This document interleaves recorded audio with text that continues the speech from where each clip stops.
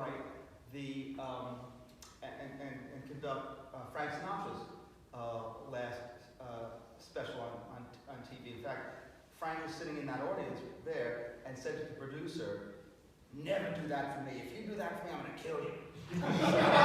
So, as 10 years later, when he was old, he wasn't going to kill him so much. So we did this Frank Sinatra tribute. And, now I remember what I was listening. So, on the show was going to be many different people, and Patti LaBelle was going to be on the show. And I love Patti LaBelle, and I love doing gospel music. And for some reason I have this connection to gospel music, and I work with a lot of singers, and I worked with Patti for years, and she likes me too. In fact, here's a little story. Here's a little life lesson that I learned.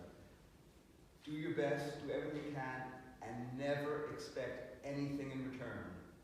I have worked with billions of people. One time, someone calls me on the phone and thanks me. One time, I get a call. I was doing a TV cartoon called Santa Baby with a great cast of Patti LaBelle, Gregory Hines, Vanessa Williams, Eartha Kitt, some other people. And Gregory calls the day after the record. "Hey Glenn, it's Gregory." I said, "Hey Gregory."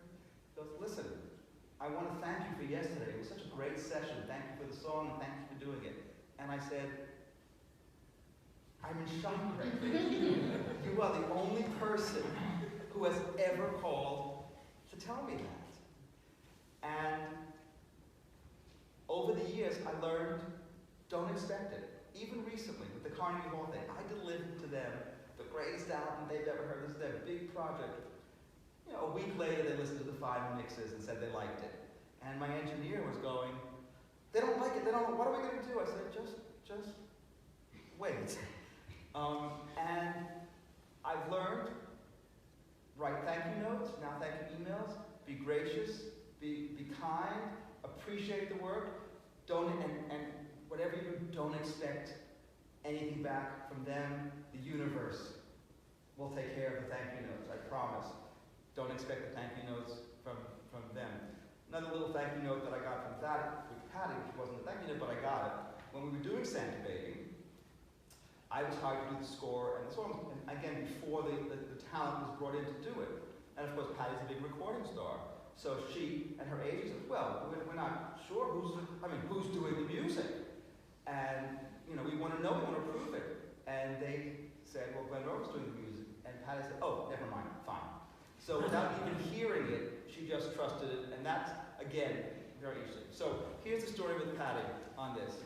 And again, what it is not panicking, do your thing.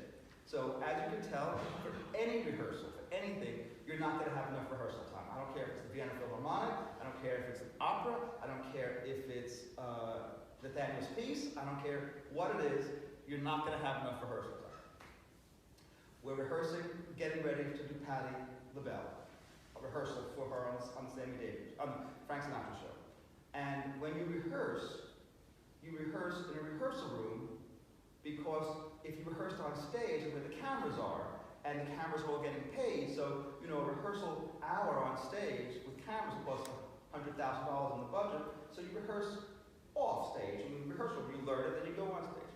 So Patti was going to do a version of Sinatra's famous song, "The House I Live In." And I knew her musical director, who at the time was also her boyfriend, and not a big talent, but that's what we had to deal with, so we dealt with it.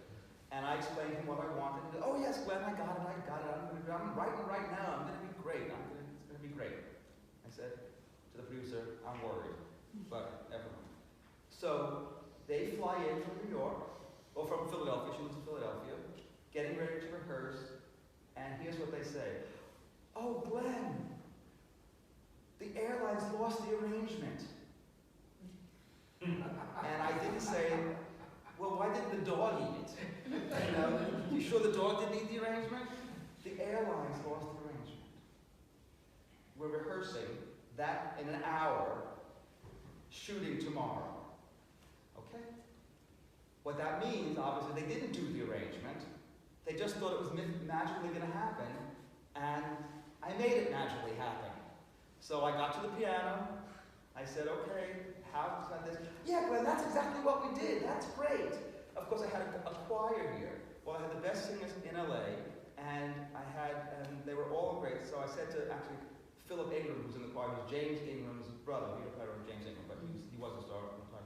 I said, you start writing this down so we have the parts written out and when we start dictating. So I start making up the arrangement, improvising it, get the choir, no, you go da-da-da-da, and Patty goes, yes, that's exactly what we had, and what's his name again? I said it a second ago. Musical director. James? Anyway, he said, yes, that's exactly what we had. Oh, good, I said, I'm so glad I'm sympathetic and all that stuff. Okay, so the same thing with Michael. We stay up, we get it on, we do it, and it's one of my most proudest things I've ever done on television. I just think it's fantastic, and I love Patty, and I will play it for you after this. And here's the kicker. Ready for this? They sent the producer a bill for the arrangement. For them to be paid. And I said, George, what are you going to do? And he said, I'm going to pay it. Because there you go. And Patty will do it again. He'll think that he's not going to do it. Say, how dare you do it? You lied. Glenn did that arrangement. What are you doing? He said, I'm going to pay it. And he paid it. So anyway, this is a gospel version of the choir of Patty doing a very sort of patriotic song about America called The House I Live In, which was written, I think, around World War II, and it was a short film, and it was, again, to rah-rah the country to fight World War II, performed by Frank. It was a huge thing. And this is Patty and her arrangers version. I was doing another show about Richard Pryor, before Richard Pryor died. I was sort of like the musical director of death. Someone was about to die. they hired me. So anyway, so Richard, it was a tribute to Richard, and it was live, which means, you know, we were going, so I was conducting and I had my headset on, and, you know, the TV people are in communication, so I know what's going on.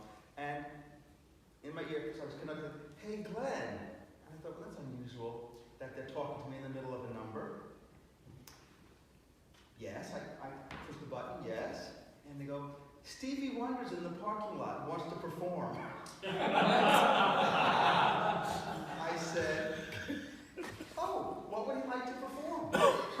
And they said, oh, he brought in a track. I said, well, okay then. I'll play him on, and you push the button of the track. In the middle of while I was conducting something. Okay, so we go to commercial, out comes Stevie Wonder, and he sings a song. And I have a monitor so I can see what's happening. Of course, the orchestra, we have no idea what's going on, and he's singing to a track. But I see the picture. I mean, I have the presence of my picture. And we just can't be sitting there like a big fat tub of goo.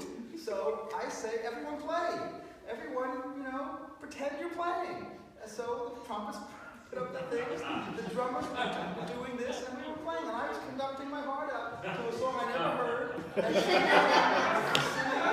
And we were doing this, and I just, you know, this is what I did. Here's the kicker. Quincy Jones was in the audience. And he came up to me afterwards, and then a little bit, and said, oh my God, Glenn, I saw what you did. I saw you had the presence to do that. That was incredible. How would you like to conduct the Clinton inauguration? And I said, well, yes. But I said, that's amazing. The most important musician in the world hires me because he sees me faking music. And that's how I get that job, and that's how I did 20 years of work for Quincy. So again, that is about keeping your presence on. Stevie Wonder's in the parking lot? Great! The music doesn't, you don't have the music? Great! And see what happens. So the whole point is, it's what I said, open yourself up to everything. Say yes to everything. Know that the universe is going to take care of you. Don't worry about the stamps in the back. Don't expect the thank you cards. It's not going to happen. Just keep going forward. If the door is closed, you know, someone says, but the door is locked. The door is closed. I don't have a key. I don't have a key. And you say, who said it was locked? So that's how I'm going to end my little lecture on how, not how to survive a show, but how I survived. So thank you very much.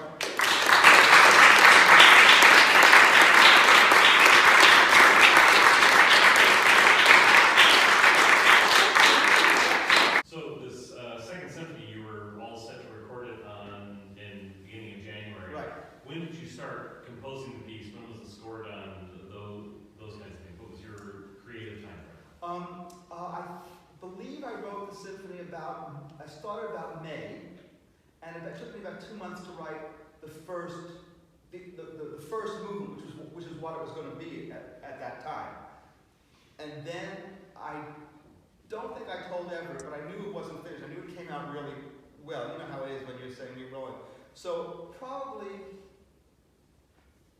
finished around, I probably played Everett or showed him the first movement about May, June.